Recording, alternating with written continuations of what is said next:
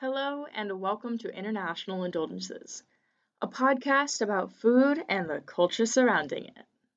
I'm your host, Chloe Russo, and this is episode 1.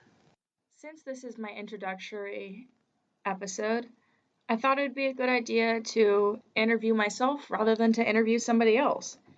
So I'll be talking about my culture and what it's like being an Italian American.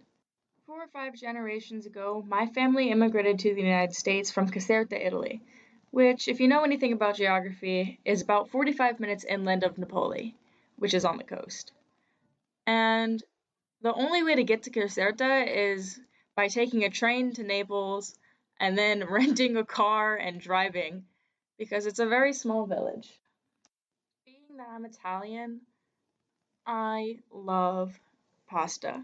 But I gotta say, my favorite pasta of all time is very American, in the sense that stuffed shells really isn't that popular of a dish in Italy. But my goodness, mascarpone and ricotta cheese inside of a giant pasta shell, mm, it's just so good, especially when you bake it, when you put some cheese on top, and by some, I mean a lot of cheese. Because who doesn't love cheese?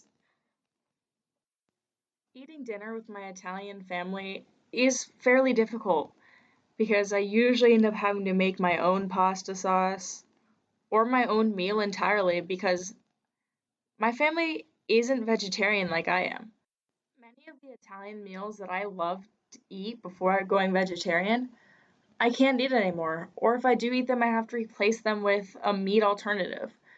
But there's only so much tofu that a person can eat before all the estrogen starts getting to them. That being said, though, I do really love using tofu crumbles and using Impossible and Beyond Meat as a substitute in my meals. So, a lot of marinara sauces have meat inside of them, which, as delicious as it is, I just can't support cattle farming. And I'm doing my part looking out for the environment because there are some people who just don't. But I digress. Back to the topic at hand, food and culture.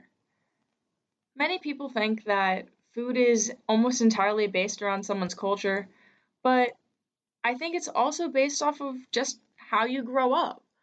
Growing up in the United States meant that I really love American food and not just Italian foods. Well, that's all the time that I have for today.